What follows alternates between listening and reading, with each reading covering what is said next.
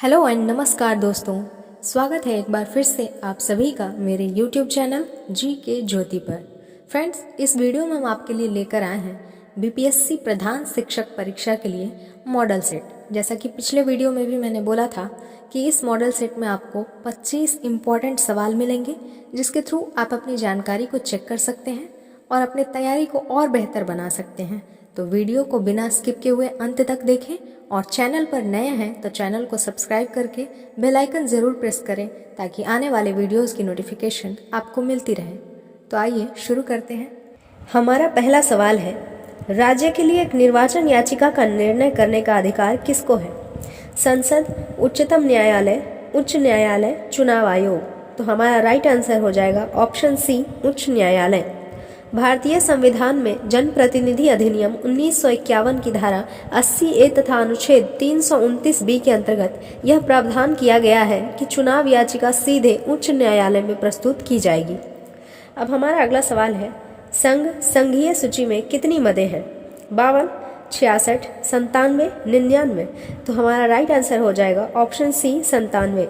संघ सूची 1 में 100 विषय शामिल हैं, यद्यपि अंतिम विषय की संख्या 97 है। भारतीय संविधान के भाग 11 में यह सूची दी गई है, जिस पर कानून बनाने का अधिकार केंद्र सरकार को है।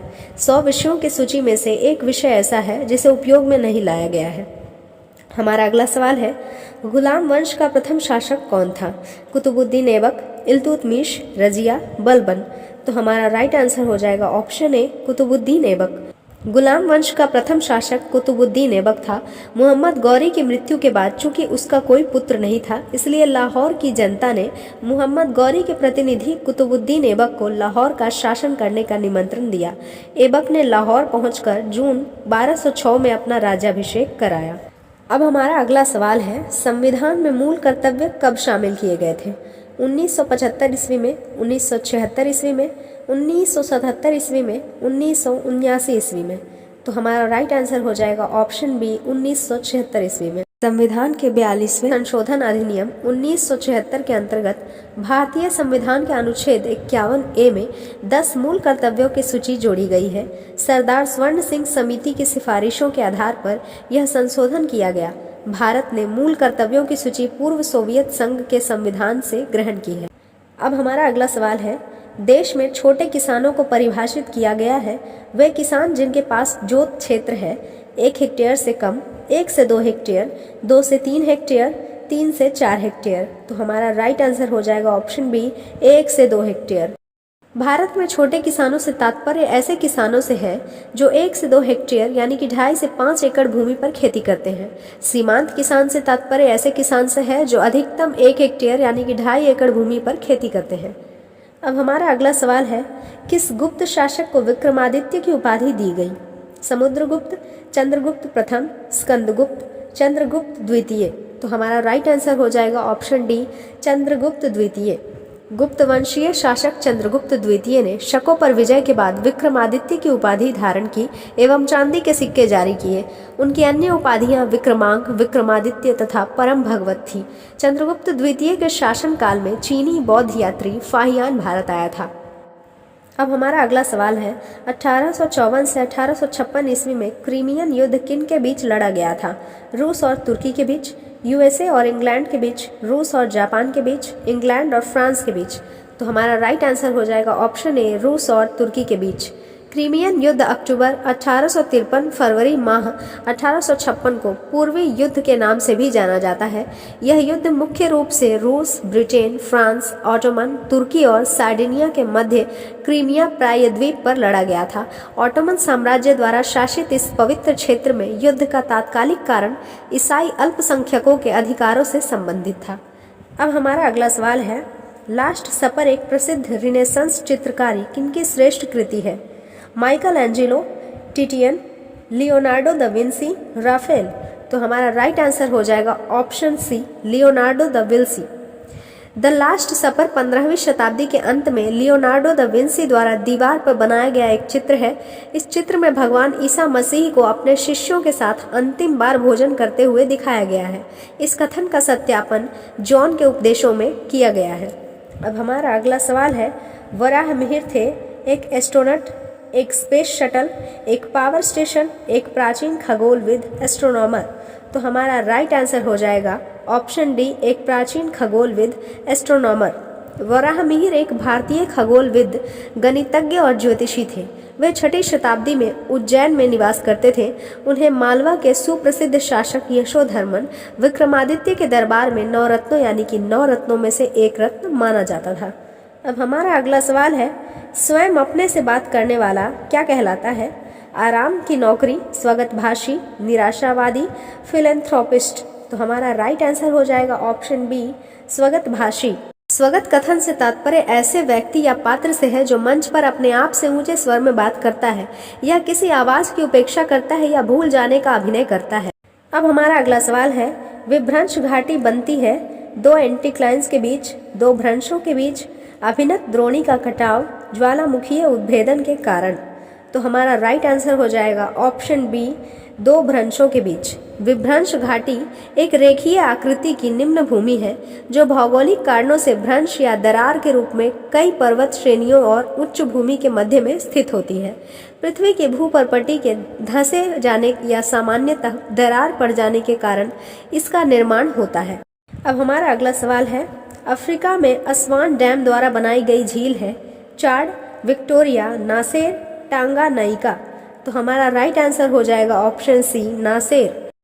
मिस्र में 1958 और 1971 के मध्य नील नदी पर अस्वान हाई डैम के निर्माण के दौरान नासेर झील का निर्माण किया गया था। यह विश्व में सबसे बड़ी मानव निर्मित झील है। नासेर झील ने मिस्र के मछली उद्योग के विकास में महत्वपूर्ण भूमिका निभाई है। अब हमारा अगला सवाल है, भारत का जीव मंडल रिजर्व नंदा देवी यूनेस्को किस राज्य में स्थित है?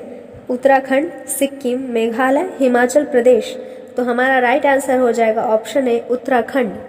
नंदा देवी नेशनल पार्क जीव मंडल रिजर्व उत्तराखंड में नंदा देवी की चोटी के चारों ओर स्थित है। इसकी स्थापना 1982 में हुई थी। इसके निकट valley of flowers national park की स्थापना की गई है। यूनेस्को द्वारा 1988 में इसे विश्व विरासत स्थल की सूची में शामिल किया गया था। अब हमारा अगला सवाल है, किमोनो किस एशियाई देश की परिधान शैली है? जापान, कोरिया, लाओस, चीन। तो हमारा राइट आंसर हो जाएगा ऑप्शन ए, जापान।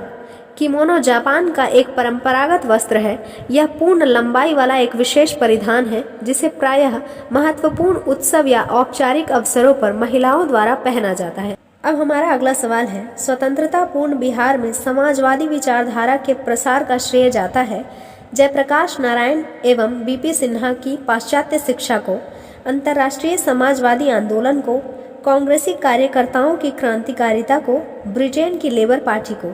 तो हमारा राइट आंसर हो जाएगा ऑप्शन सी, कांग्रेसी कार्यकर्ताओं की क्रांतिकारिता को।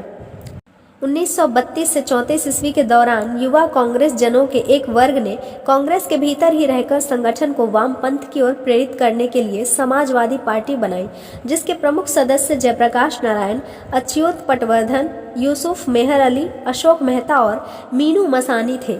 इसी पार्टी ने देश में समाजवादी विचारधारा का प्रचार किया।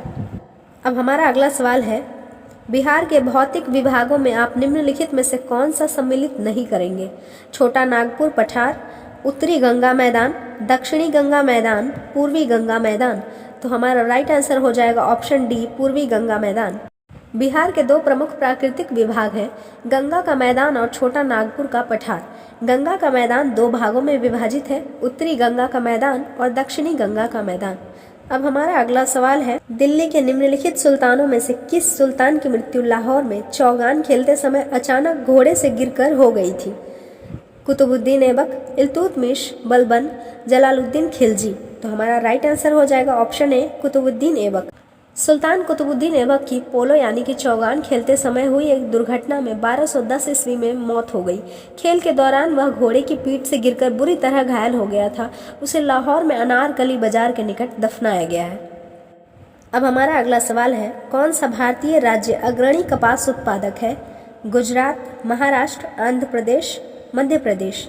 तो हमारा राइट आंसर हो जाएगा ऑप्शन ए, गुजरात। उपज की दृष्टि से गुजरात और क्षेत्रफल की दृष्टि से महाराष्ट्र कपास के मामले में भारत के सर्वाधिक अग्रणी राज्य हैं। लगभग 4 मिलियन अनुमानित चक यानी कि फार्म के साथ भारत में कपास उत्पादन के लिए विश्व में सर्वाधिक क्षेत्रफल है। अब हमारा अगला सवाल है, मोर मेगा स्टोर खुदरा बिक्री श्रृंखला किस भारतीय उद्योग से संबंधित है? रिलायंस उद्योग, भारतीय उपक्रम, आदित्य बिरला ग्रुप, इनमें से कोई नहीं। तो हमारा राइट आंसर हो जाएगा option C, Aditya Birla group. Aditya Birla retail limited supermarket और हाइपरमार्केट के रूप में 2 स्टोरों का संचालन मोर ब्रांड के नाम से करती है। फ्यूचर ग्रुप, रिलायंस रिटेल और डी मार्ट के पश्चात ABRL भारत का चौथा सबसे बड़ा सुपरमार्केट श्रृंखला है। अब हमारा अगला सवाल है, गुप्तकाल के दौरान निम्नलिखित में से कौन सा सिक्का चांदी में जारी किया गया था? काकिनी, निष्का, रुपया का, दिनार। तो हमारा राइट आंसर हो जाएगा ऑप्शन सी, रुपया का। गुप्त काल में जारी चांदी के सिक्कों को रूपक कहा जाता था।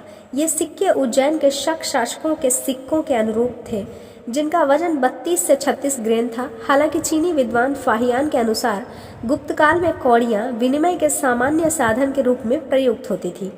अब हमारा अगला सवाल है, भारत में वर्तमान सरकार द्वारा किए जाने वाले व्यय की सबसे बड़ी एकल मद है?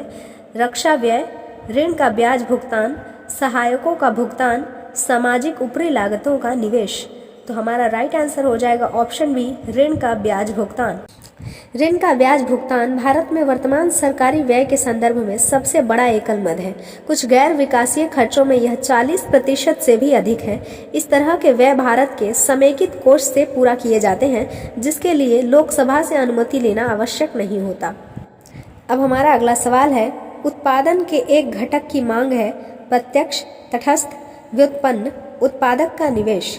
तो हमारा राइट आंसर हो जाएगा ऑप्शन बी, तटस्थ। उत्पादन के 4 कारक हैं, भूमि, श्रम, पूंजी और उद्यमिता। उत्पादन के कारकों की मांग एक व्युत्पन्न मांग है। इसका अर्थ है कि इन कारकों द्वारा उत्पादित होने वाली वस्तुओं एवं सेवाओं की मांग होने पर ही उनकी उत्पादन के कारणों की मांग होती है। अब हमारा अगला सवाल है, संयुक्त राष्ट्र UN जनरल असेंबली की अध्यक्षता करने वाली प्रथम महिला थी?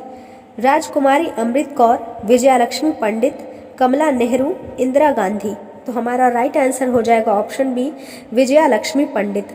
विजयालक्ष्मी पंडित को वर्ष 1953 में संयुक्त राष्ट्र महासभा का अध्यक्ष बनाया गया था। वर्ष 1946 और 1968 में उन्होंने 2 बार संयुक्त राष्ट्र में भारतीय प्रतिनिधि मंडल का नेतृत्व किया था। श्रीमती विजयालक्ष्मी पंडित जवाहरलाल नेहरू की बहन थी। अब हमारा अगला सवाल है, वराहमिहिर का पंच सिद्धांतम इससे संबंधित है? फलित ज्योतिष, खगोल विज्ञान, चिकित्सा शास्त्र, औषध, शरीर रचना विज्ञान। तो हमारा राइट आंसर हो जाएगा ऑप्शन बी, खगोल विज्ञान। ज्योतिष एवं गणितीय विषयों पर आधारित पंच सिद्धांतिका ज्योतिषीय ज्ञान पर आधारित 5 पुस्तकें वराहमिहिर की सर्वाधिक प्रसिद्ध पुस्तक है। इस पुस्तक की रचना 575 ईस्वी में की गई थी। यह पूर्व के 5 ज्योतिषीय प्रणालियों का संक्षिप्त रूप है, जिनके नाम है सूर्या, रोमाका, पाउलिसा, वशिष्ठा और पैतामह। अब हमारा अगला सवाल है, भारतीय प्रेस का मुक्तिदाता किसे कहते हैं? Lord Ripon, Mahatma Gandhi, sir Charles Metcalfe, Bal Gangadhar Tilak. तो हमारा राइट आंसर हो जाएगा option C, sir Charles Metcalfe. Lord Charles Metcalfe, उन्होंने 1835 से 36 यानी कि अपने 1 वर्ष के कार्यकाल में प्रेस पर से नियंत्रण हटा दिया। इसीलिए इसे भारतीय प्रेस का मुक्तिदाता कहा जाता है। तो फ्रेंड्स, आज के लिए बस इतना ही। ये थे हमारे 25 क्वेश्चंस के सेट। इसमें आप कितना सही कर पाए हैं ये हमें कमेंट करके ज़रूर बताएंगे, और वीडियो अच्छा लगा हो तो लाइक शेयर ज़रूर करेंगे। तो मिलते हैं अगले वीडियो में अगले मॉडल सेट के साथ। तब तक के लिए बाय बाय।